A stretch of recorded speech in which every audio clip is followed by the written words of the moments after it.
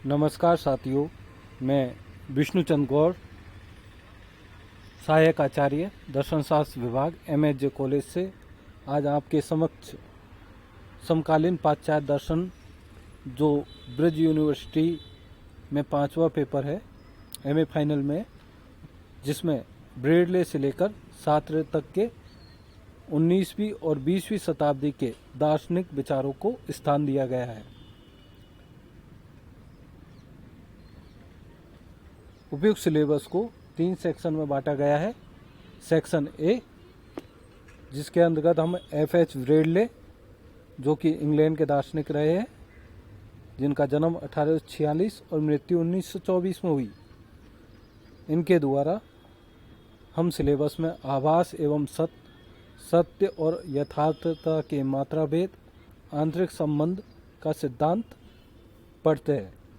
FH Bradley से पूर्व Europe या पाश्चात्य दर्शन में हीगल के दार्शनिक विचारों को सर्वप्रमुख स्थान दिया गया था, लेकिन हीगल के दार्शनिक विचारों का उनके पश्चात खंडन किया गया और हीगल के दर्शन को आधारशिला मानकर अनेक नई दार्शनिक विचारधाराओं का उद्भव हुआ, जिनमें से एक दार्शनिक विचारधारा प्रत्ययवाद की ओर FH ब्रेडले के द्वारा बढ़ी।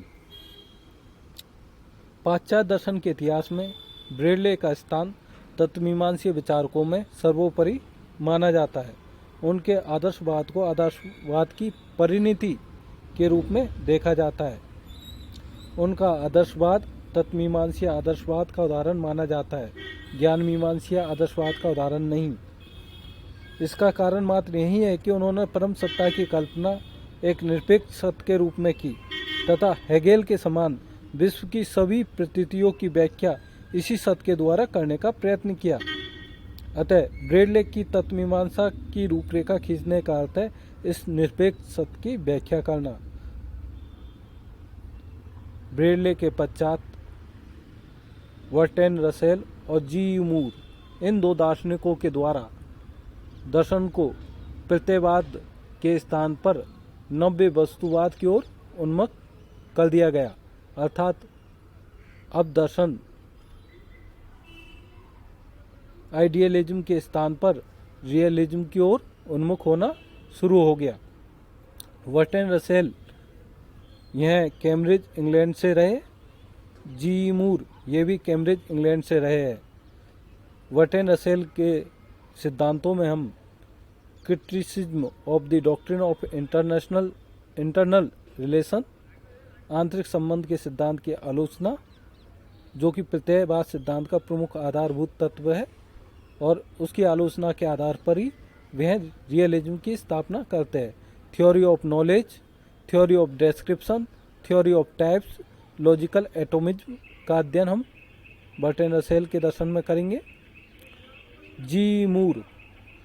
मूर के द्वारा प्रत्ययवाद का खंडन किया गया है और सामान्य ज्ञान का बचाव किया गया है।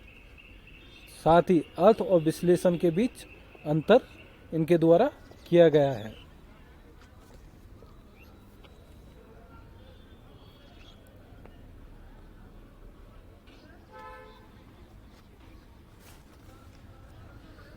G.E. मूर 20वीं शताब्दी में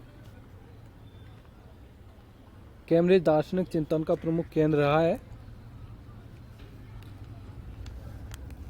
और कैम्ब्रिज में मूर, रसेल और विटगेन्स्टाइन ये तीनों दार्शनिकों का समय एक ही रहा है तथा ये तीनों ही माइंड पत्रिका के संपादक भी रहे हैं। मूर के दर्शन का ढंग उस समय के प्रचलित ढंग से सर्वथा भिन्न था। वह पहले के दर्शन शास्त्री जो तात्विक समस्याओं का एक बारगी समाधान कर लेना चाहते थे, वे सभी संपूर्ण दर्शन के निर्माण में इस प्रकार उलझ जाते थे जिसमें तत्व, ज्ञान, आचार, आदर्श, धर्म इत्यादि सभी समस्याओं का निदान एक साथ मिल सके। उनके लिए किसी प्रश्न का अछूता रह जाना दर्शन की कमजोरी सिद्ध होती थी। वे सभी विशेषत तत्व दार्शनिक एक संपूर्ण दर्शन सिस्टम ऑफ फिलॉसफी बनाने में लगे थे। यही उनका परम लक्ष्य था। मूर को यह सारा प्रयत्न निरर्थक लगता था, कुछ अर्थ में अबौद्धिक भी प्रतीत होता था। अबौद्धिक इस कारण कि इस प्रकार से सभी समस्याओं के एक साथ निदान का प्रयत्न बौद्धिक हो ही नहीं सकता। संपूर्णता एवं संगठन की खोज बहुधा सत्य का हनन भी कर देती है। निरर्थक इसी कारण कि वैसे संपूर्ण दर्शन से वांछनीय लक्ष्य की प्राप्ति नहीं हो सकती। अतः संपूर्ण दर्शन के स्थान पर उनका कहना था, दर्शन का कार्य जैसे जैसे समस्याएं उभरे उनसे वैसे वैसे ही जूझना चाहिए। अनेकों प्रकार की समस्याएं उभर सकती है, हर चिंतन उनके स्वरूप के अनुसार ही होना चाहिए। एक दृष्टि से कहा जा सकता है, मूर ने दार्शनिक चिंतन में एक प्रकार की तदर्थता का प्रारंभ किया जो बाद के दर्शन में बड़े प्रबल रूप से निखरा।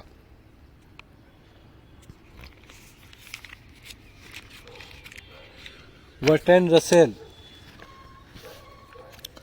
पाश्चात्य दर्शन के इतिहास में मूर और रसेल का नाम साथ साथ लिया जाता है। दोनों समकालीन थे, एक साथ कैम्ब्रिज में थे। उस समय के प्रमुख दार्शनिक परंपरा प्रत्ययवाद के कटु आलोचक थे तथा बहुत से महत्वपूर्ण प्रश्नों पर प्राय एक जैसा समाधान भी प्रस्तुत करते थे, लेकिन फिर भी इन दोनों के दर्शनों में विशिष्ट अंतर है।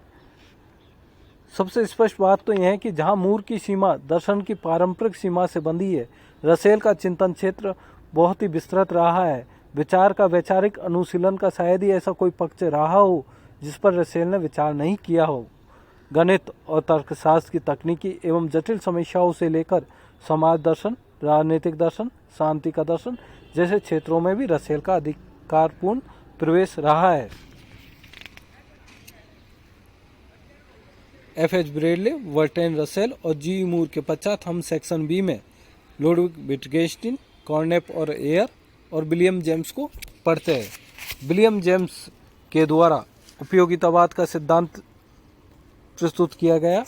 सर्वप्रथम वह निरपेक्ष प्रत्ययवाद का खंडन करते हैं और बुद्धिवाद और अनुभववाद दोनों की विवेचना करते हुए सत्य का उपयोगितावादी सिद्धांत की स्थापना करते हैं। उपयोगितावाद सिद्धांत को अमेरिकी दर्शन भी कहा जाता है।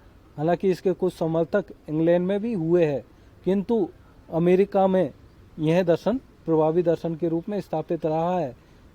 पर्सन ने, जिन्हें इस विचारधारा का प्रवर्तक कहा जाता है, बाद में स्पष्ट रूप से इस नाम को स्वीकारने में असमर्थता प्रकट की तथा उपयोगिता प्रैग्मेटिज्म के स्थान पर अपने विचार के लिए एक दूसरा ही नाम दिया, प्रैग्मेटिसिज्म। फिर भी इन सभी विचार को, अमेरिकी दार्शनिकों के विचारों को उपयोगितावाद सिद्धांत में समाहित किया जाता है। लुडविग विटगेन्स्टाइन।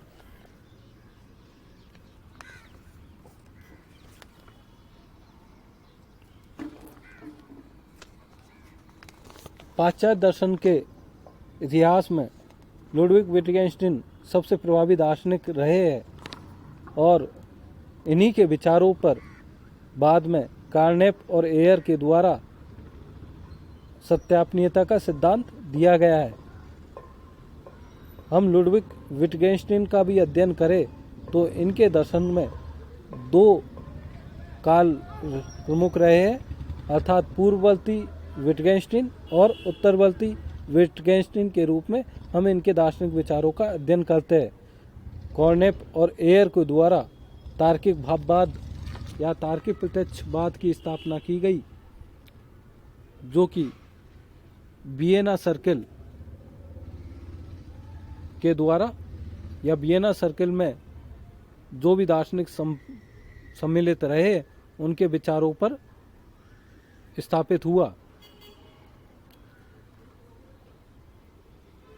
सत्यापनीयता का सिद्धांत या तार्किक प्रत्यक्षवाद का सिद्धांत अनुभव के द्वारा समस्त जगत की व्याख्या करता है और वह प्रत्ययवाद के स्थान पर रियलिज्म की स्थापना करता है। साथ ही दर्शन के क्षेत्र में या दर्शन के जो विचारों में अभी तत्वमीमांसा प्रमुख रही थी, उन्होंने दार्शनिक तत्वमीमांसा के स्थान पर रियलिटी या विज्ञान से संबंधित विचारों का विश्लेषण करना ही दर्शन का प्रमुख कार्य माना है।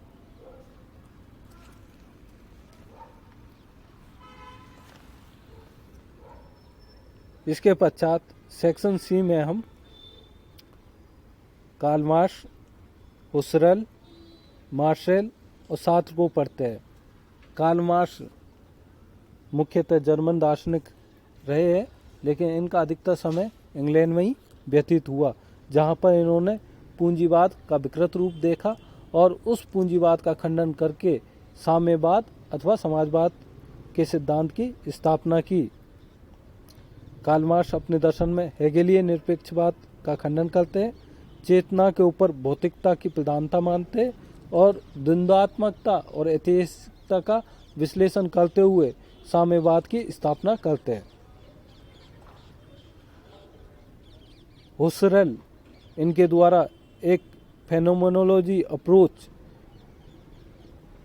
एक नवीन दृष्टि स्थापित की गई कि अब तक हम दर्शन का जो अध्ययन करते रहे हैं वह किसी न किसी दृष्टि विशेष से बंधा हुआ होता है, चाहे वह प्रकृतिवादी हो, भौतिकवादी हो, प्रत्ययवादी हो।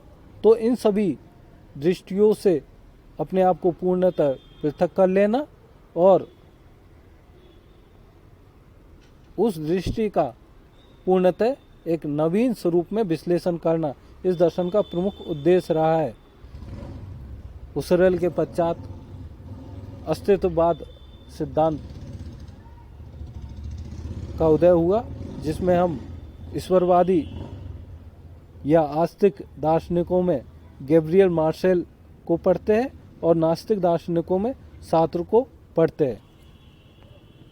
अस्तित्ववाद भी दर्शन को एक नवीन दृष्टि मानता है कि दर्शन केवल तत्मीमांसीय या प्रत्ययवादी या भौतिकवादी इन सभी दार्शनिक विचारों का तक ही सीमित नहीं है, वरन दर्शन एक जीवन जीने की पद्धति है, एक ऐसी दृष्टि है जो मनुष्य जब अपने अस्तित्व होने की प्रथम अनुभूति करता है तो वह अपने स्वरूप का निर्धारण भी उन्हीं के अनुसार करता है।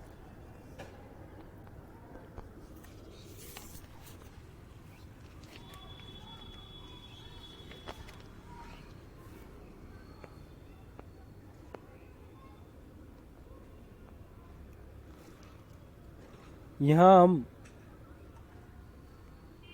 अस्तित्ववाद को जब पढ़ते हैं तो हमें पता होता है कि अस्तित्ववाद पर कई आरोप लगाए जाते हैं, जैसे कुछ लोग इसे अकर्मण्यता का दर्शन कहते हैं, कुछ लोग इसे चाय खाने का दर्शन मानते हैं, कुछ लोग इसे वैयक्तिक स्वतंत्रता का भयावह समर्थक मानते हैं, कुछ आपात स्थिति का समर्थक मानते हैं। लेकिन फिर भी यह दर्शन एक नवीन दृष्टि प्रदान करने वाला दर्शन रहा है।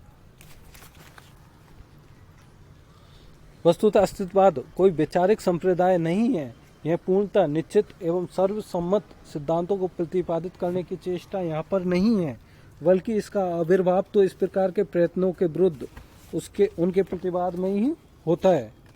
यह दर्शन के एक नए संप्रदाय को स्थापित करने की चेष्टा को नहीं करता। वस्तुतः अस्तित्ववाद कोई वाद नहीं, एक ऐसी दृष्टि है जो विशेष प्रकार की मानवीय स्थितियों को देखने का एक सर्वथा नवीन ढंग है। इस मूल दृष्टि की मौलिकता और नवीनता में ही इसका प्रभाव है। अर्थात यह पारंपरिक दर्शनों का खंडन करके एक ऐसे नवीन दर्शन की स्थापना करती है जो मनुष्य को एक सोचने की नई दृष्टि प्रदान करता है। तो हमने पाश्चात्य दर्शन में जिन विचारों का हम आगे विस्तृत रूप से अध्ययन करेंगे उनका थोड़ा बहुत परिचय प्राप्त किया। धन्यवाद।